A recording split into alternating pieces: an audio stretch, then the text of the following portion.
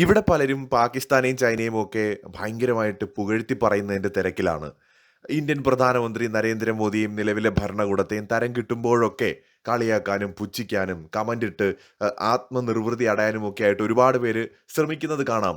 പക്ഷേ ഇന്ത്യയുടെ പ്രാധാന്യം, ഇന്ത്യൻ പ്രധാനമന്ത്രി നരേന്ദ്രമോദിയുടെ ആഗോള പ്രാധാന്യം എന്താണ് എന്ന് മനസ്സിലാക്കുന്ന സാമാന്യ ബോധമുള്ള ലോകത്തെ ഒരുപാട് മനുഷ്യരുണ്ട്. അവർക്കറിയാം ആരാണ് മോദിയെന്ന്.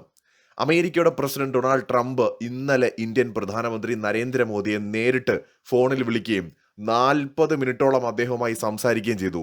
ഇന്ത്യൻ പ്രധാനമന്ത്രിയും അമേരിക്കൻ പ്രസിഡന്റും തമ്മിലുള്ള ഫോൺ സംഭാഷണത്തെയും ചർച്ചകളെയും പാകിസ്ഥാനും ട്രംപും തമ്മിലുള്ള ചർച്ചകളായിട്ട് ആരും തെറ്റിദ്ധരിക്കരുത് കേട്ടോ. ഈ പാകിസ്ഥാനോട് ട്രംപ് വിളിച്ചിട്ട് മിസ്റ്റർ ഷഹബാസ് ഷെരീഫ്, ഞാനൊരു ലെറ്റർ തന്നുവിടാം, അത് കൊണ്ടുവന്ന് ഇറാന്റെ കയ്യിൽ കൊടുക്കൂ. മിസ്റ്റർ അസിം മുനീർ, എൻ്റെ ഫേവറേറ്റ് ഫീൽഡ് മാർഷലാണ് നിങ്ങൾ, എനിക്ക് വേണ്ടിയിട്ട് പോയിട്ട് ഇറാനുമായിട്ടൊന്ന് സംസാരിക്കൂ. ഇങ്ങനെ പ്രസിഡന്റിന്റെ ഓർഡേഴ്സ് പാലിക്കുന്ന, ആ ഒരു ഉത്തരവ് അംഗീകരിച്ചുകൊണ്ട് പ്രവർത്തിക്കുന്ന രണ്ടുപേരാണ് പാകിസ്ഥാൻ പ്രധാനമന്ത്രി അവരുടെ മിലിറ്ററി ചീഫും. പക്ഷേ ഇന്ത്യയുടെ പ്രധാനമന്ത്രി നരേന്ദ്രമോദി എന്ന് പറയുന്നത് അമേരിക്കൻ പ്രസിഡന്റ് ഡൊണാൾഡ് ട്രംപിന് നന്നായിട്ട് അറിയാം ആരാണെന്ന്. എത്രമാത്രം ടഫായിട്ടുള്ള ഒരു മനുഷ്യനാണ് മോദി എന്ന് തുറന്ന് പലതവണ പറഞ്ഞ ആളാണ് ട്രംപ്. ഇനി ഇന്നലെ നടന്ന ഫോൺ സംഭാഷണത്തിലേക്ക് വന്നാൽ എന്തൊക്കെയാണ് പ്രധാനമന്ത്രി നരേന്ദ്രമോദിയുമായിട്ട് ട്രംപ് സംസാരിച്ചിട്ടുണ്ടാവുക? നമ്മുടെ ദേശീയ മാധ്യമങ്ങളിൽ അടക്കം വന്നിട്ടുള്ള ചില റിപ്പോർട്ടുകൾ അനുസരിച്ച് കുറച്ച് കാര്യങ്ങൾ നമുക്ക് അറിയാൻ കഴിഞ്ഞിട്ടുണ്ട്. അതോടൊപ്പം തന്നെ ഇന്ത്യൻ പ്രധാനമന്ത്രി നരേന്ദ്രമോദി അദ്ദേഹത്തിന്റെ ട്വിറ്റർ ഹാൻഡിലിൽ പങ്കുവച്ചിട്ടുള്ള ഒരു ട്വീറ്റ് കൂടിയുണ്ട്. സോ ഇവിടെയാണ് ശ്രദ്ധിക്കേണ്ടത്. നയതന്ത്രം എന്ന് പറയുന്നത് എത്രമാത്രം മികവാർന്ന ഒരു ഗെയിമാണ് എന്ന് നമുക്കിവിടെ മനസ്സിലാക്കാൻ കഴിയും. ഒരു ചതുരംഗ പലക പോലെയാണ് നയതന്ത്രം. തന്ത്രങ്ങളും കുതന്ത്രങ്ങളും ഉപയോഗിച്ചുകൊണ്ട് എതിരാളിയെ വെട്ടിവീഴ്ത്തിയും തന്ത്രത്തിൽ പെടുത്തിയും ഒക്കെ നമുക്ക് വിജയിക്കാൻ കഴിയുന്ന ഒന്നാണത്. ഇവിടെ ഇന്ത്യൻ പ്രധാനമന്ത്രി നരേന്ദ്രമോദി അമേരിക്കൻ പ്രസിഡന്റ് ഡൊണാൾഡ് ട്രംപിനെ വിളിച്ചത് എന്താണെന്നറിയാമോ? My friend president Donald Trump എന്നാണ് വിളിച്ചത്. ആ ആദ്യ വാചകം എന്താണെന്നറിയാമോ? Received A call from my friend president Donald Trump എന്നാണ്.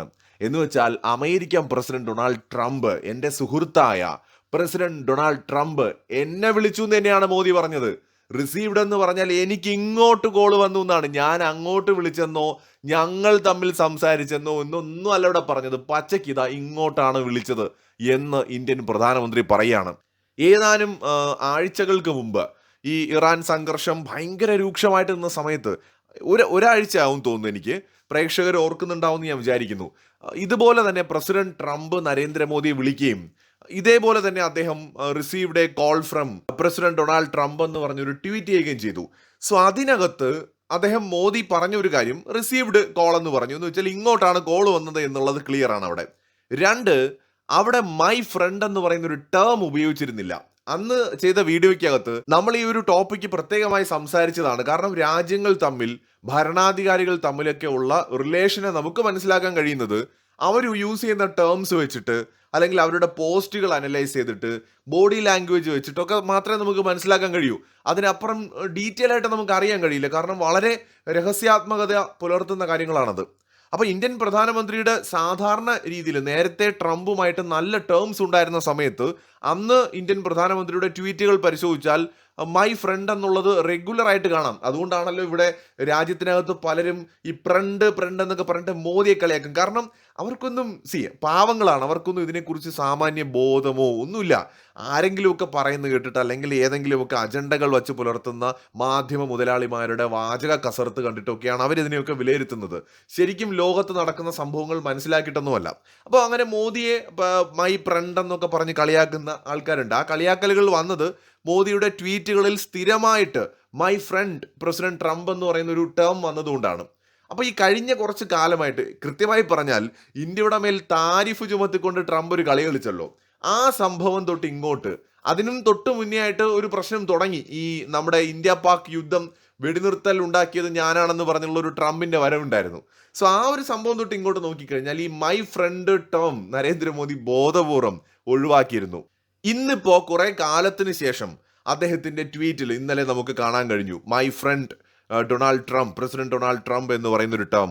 ഇതിനകത്ത് നമ്മുടെ പ്രധാനമന്ത്രി പറയുന്നത് വെസ്റ്റ് ഏഷ്യയിലെ സിറ്റുവേഷൻ വളരെ സീരിയസ് ആയിട്ട് തന്നെ തങ്ങൾ ഡിസ്കസ് ചെയ്തിട്ടുണ്ട്. അതിന്റെ പ്രാധാന്യം മനസ്സിലാക്കിക്കൊണ്ട് തന്നെ ഡിസ്കസ് ചെയ്തിട്ടുണ്ട്.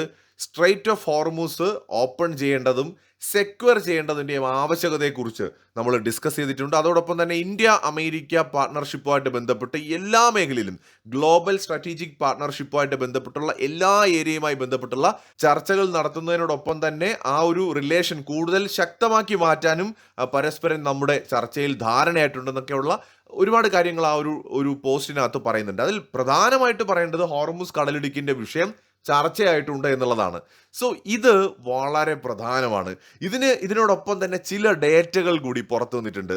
അതായത് പ്രസിഡന്റ് ട്രംപ് എന്താണ് ഇന്ത്യൻ പ്രധാനമന്ത്രി നരേന്ദ്രമോദിയോട് പറഞ്ഞത്. 40 മിനിറ്റ് നീണ്ടുന്ന സംഭാഷണമാണല്ലോ. അതിലേറ്റവും പ്രധാനപ്പെട്ട കാര്യം അംബാസിഡർ, നമ്മുടെ ഇന്ത്യയിലുള്ള അംബാസിഡർ സെർജിയോ ഗോർ അദ്ദേഹം വെളിപ്പെടുത്തിയതനുസരിച്ച് ഇന്ത്യൻ പ്രധാനമന്ത്രി നരേന്ദ്രമോദിയുമായിട്ടുള്ള സംഭാഷണത്തിൽ അമേരിക്കൻ പ്രസിഡന്റ് ഡൊണാൾഡ് ട്രംപ് ഒരു വാചകം ഇങ്ങനെ പറഞ്ഞു. I just want you to know we all love you എന്നൊരു വാചകം. എന്ന് വെച്ചാൽ ഞാൻ നിങ്ങളോട് ജസ്റ്റ് ഒന്ന് പറയാൻ ആഗ്രഹിക്കുകയാണ്, ഞങ്ങളെല്ലാവരും നിങ്ങളെ വളരെയധികം സ്നേഹിക്കുന്നുണ്ട് എന്ന് ഇന്ത്യൻ പ്രധാനമന്ത്രി നരേന്ദ്രമോദിയോട് അമേരിക്കൻ പ്രസിഡന്റ് ഡൊണാൾഡ് ട്രംപ് വിളിച്ചു പറഞ്ഞിരിക്കുകയാണ്. സോ ഇവിടെ ഈ പാകിസ്ഥാന്റെ ബ്രോക്കറിങ്ങും ഇന്ത്യയുടെ മീഡിയേഷനും തമ്മിലുള്ള ഡിഫറൻസ് ആണ് നാഷണൽ മീഡിയാസിലടക്കം ഇന്ന് ഏറെ ചർച്ചയാവുന്നത്. ഈവൻ ഇന്റർനാഷണൽ പ്ലാറ്റ്ഫോംസിൽ പോലും എസ്പെഷ്യലി സോഷ്യൽ മീഡിയയിലടക്കം വിദഗ്ധരായിട്ടുള്ള ആളുകൾ പറയുന്ന കാര്യങ്ങൾ ഈ ഒരു രാജ്യം ബ്രോക്കറിങ് നടത്തുന്നതും മീഡിയേഷൻ നടത്തുന്നതും തമ്മിൽ വ്യത്യാസമുണ്ട്. ഇത് പാകിസ്ഥാനുമായിട്ടുള്ള ഒരു താരതമ്യമായിട്ട് പലരും പറയുന്നത്, ഈ പാകിസ്ഥാൻ എന്ന് പറയുന്നത് ശരിക്കും ഒരു ഇൻഫർമേഷൻ പാസ് ചെയ്യുന്ന റോള് മാത്രമാണ് വഹിക്കുന്നത്. എന്ന് വെച്ചാൽ അമേരിക്ക പറയുന്ന കാര്യങ്ങൾ ഇറാൻ പറയുന്ന കാര്യങ്ങൾ അമേരിക്കയും അറിയിക്കുക എന്നുള്ളതാണ് അവിടെ പാകിസ്ഥാന്റെ റോൾ എന്ന് പറയുന്നത്.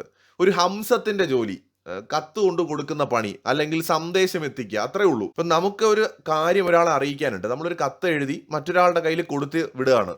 അയാൾ ഈ കത്തും കൊണ്ട് നമ്മൾ ആരെടുത്താണോ കൊടുക്കാൻ പറഞ്ഞ ആളെടുത്ത് കൊടുക്കുന്നു, അവിടെ നിന്ന് എന്തെങ്കിലും മറുപടി ഉണ്ടെങ്കിൽ അത് ഇപ്പുറത്ത് കൊണ്ട് കൊടുക്കുന്നു. അത്രയുള്ള അയാളുടെ ജോലി. അതിനപ്പുറം അയാൾക്ക് അതിനകത്ത് ഒരു റോളും ഇല്ല. എന്നാൽ ഈ മീഡിയേഷൻ എന്ന് പറയുന്നത് കുറച്ചും കൂടി ഡിഫറെൻ്റ് ആയിട്ടുള്ള ഒരു കാര്യമാണ്. ഇപ്പോൾ ഉദാഹരണത്തിന് നമ്മുടെ നാട്ടിൽ ഒരു സംഘർഷം നടക്കുകയാണ്. ഒരു നാട്ടിലെ രണ്ട് വളരെ പോപ്പുലർ ആയിട്ടുള്ള ക്ലബ്ബുകൾ തമ്മിലുള്ള ഒരു സംഘർഷമായിട്ട് നമുക്ക് എടുക്കാം.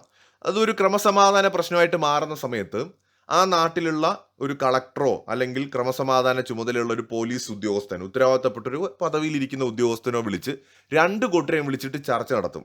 പ്രശ്നത്തിനൊരു പരിഹാരം എന്ന നിലയ്ക്ക് അവിടെ നിർദ്ദേശങ്ങൾ മുന്നോട്ട് വയ്ക്കുന്നത് ആ ഉദ്യോഗസ്ഥനായിരിക്കും. അതായത് രണ്ടുപേർക്കും കുഴപ്പമില്ലാത്ത രീതിയിലുള്ള നിർദ്ദേശങ്ങൾ ഇദ്ദേഹം മുന്നോട്ട് വയ്ക്കും. അങ്ങനത്തെ ഒരു ചർച്ചയിൽ രണ്ടു കൂട്ടരും എന്ത് ചെയ്യണം, ഇത് അക്സെപ്റ്റ് ചെയ്യാൻ വില്ലിങ് ആവണം. അതിനെയാണ് ശരിക്കുള്ള ഒരു മീഡിയേഷൻ എന്ന് നമുക്ക് പറയാൻ പറ്റുന്നത്. ഇപ്പം ഇവിടെ ഈ ഇറാൻ ഇസ്രായേൽ അമേരിക്ക വിഷയത്തിനകത്ത് അങ്ങനെ ഒരു മീഡിയേഷൻ അല്ലെങ്കിൽ ഒരു മീഡിയേറ്ററിന്റെ റോൾ എടുക്കാൻ കഴിയുന്ന ഒരു രാജ്യം ശരിക്കും ഇന്ത്യ മാത്രമേ ഉള്ളൂ. ഈവൻ ചൈന വളരെ പവർഫുൾ ആണ്, റഷ്യ പവർഫുൾ ആണ്. പക്ഷേ ഈ രണ്ട് രാജ്യങ്ങൾക്കും അമേരിക്കയിലും ഇസ്രായേലിലും സ്വാധീനമില്ല എന്നുള്ളതാണ് പ്രശ്നം. അവർക്ക് വേണമെങ്കിൽ ഇറാനെ നിയന്ത്രിക്കാൻ കഴിഞ്ഞേക്കും, ഇറാനെ ഒരുപക്ഷെ അവരുടെ നിർദ്ദേശങ്ങൾ അനുസരിപ്പിക്കാൻ കഴിഞ്ഞേക്കും. പക്ഷെ ഇസ്രായേലിനെ അനുസരിപ്പിക്കാൻ കഴിയില്ല, അല്ലെങ്കിൽ ഇസ്രായേലിനോട് ആ നിർദ്ദേശങ്ങൾ വെച്ച് നെഗോഷിയേറ്റ് ചെയ്യാൻ പറ്റില്ല. അവിടെ അമേരിക്കയുമായിട്ടും ഇസ്രായേലുമായിട്ടും ഇറാനുമായിട്ടും ഒരുപോലെ നെഗോഷിയേറ്റ് ചെയ്യാൻ കഴിയുന്ന രാജ്യം എന്ന് പറയുന്നത് ഇന്ത്യയാണ്. സോ അവിടെയാണ് ഇന്ത്യൻ പ്രധാനമന്ത്രിയുടെ ഒരു പ്രാധാന്യം എന്ന് പറയുന്നത്. ഇവിടെ ഇന്ത്യ അങ്ങോട്ട് പോയിട്ട് ഞാൻ മീഡിയേറ്റർ വഹിക്കണോ, കത്ത് വല്ലതും ഉണ്ടെങ്കിൽ ഞാൻ കൊണ്ട് കൊടുക്കാന്ന് പറഞ്ഞ് പാകിസ്ഥാനെ പോലെ അങ്ങോട്ട് പോകേണ്ട ആവശ്യമില്ല. നമ്മളെ ഇങ്ങോട്ട് അന്വേഷിച്ചു വരും, നമ്മളെ ഇങ്ങോട്ട് വിളിക്കും. ഇന്ത്യൻ പ്രധാനമന്ത്രി നരേന്ദ്രമോദിയെ വിളിച്ച് 40 minute American president Donald Trump എന്തായിരിക്കും സംസാരിച്ചിട്ടുണ്ടാവുക? സഹായിക്കണം, ഇടപെടണം, ഇടപെടടാ ഉണ്ണി ഇടപെടടാ, ഇത് തന്നെയായിരിക്കും പറഞ്ഞത്. അപ്പോൾ നമുക്കത് ഊഹിക്കാവുന്നതേ ഉള്ളൂ. ഇന്നത്തെ ഒരു സാഹചര്യത്തിൽ പ്രസിഡന്റ് ട്രംപ് വലിയൊരു ട്രാപ്പിലാണ്. ഇവൻ ഇറാൻ ആഗ്രഹിക്കുന്നില്ല ഈ യുദ്ധം നീട്ടിക്കൊണ്ടുപോകണമെന്നും. ഇലയ്ക്കും മുള്ളിനും കേടില്ലാതെ ഈ പ്രശ്നം പരിഹരിക്കണം. ഇത് ഇന്ത്യക്ക് ഒറ്റയ്ക്ക് ചെയ്യാൻ പറ്റില്ല.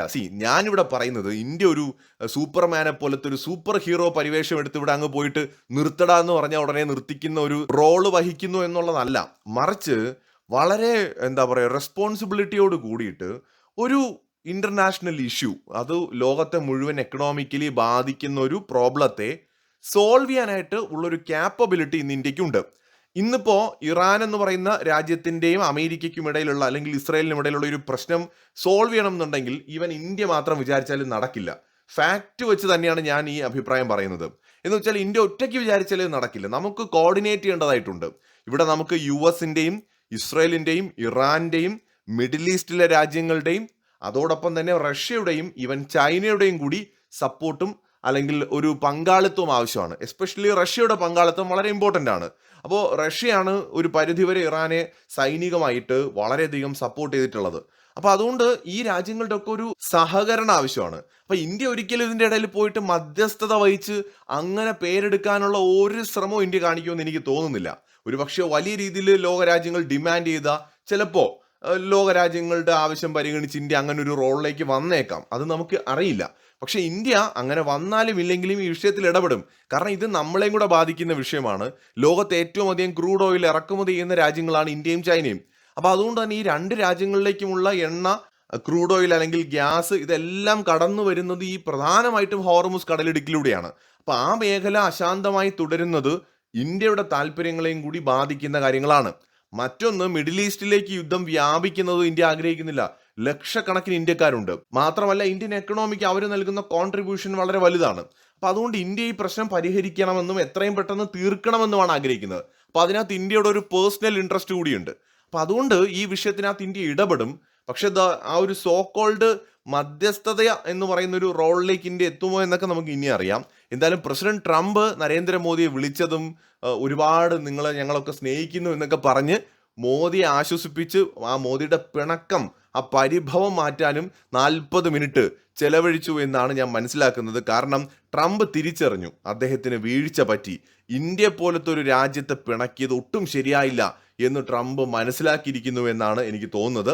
എന്തായാലും ഇത് സംബന്ധിക്കുന്ന കൂടുതൽ ഡെവലപ്പുകൾ ഇനിയുള്ള നിമിഷങ്ങളിൽ, ദിവസങ്ങളിൽ വരുമെന്നാണ് പ്രതീക്ഷിക്കുന്നത്. മറ്റൊരു വീഡിയോയുമായി വീണ്ടും കാണാം.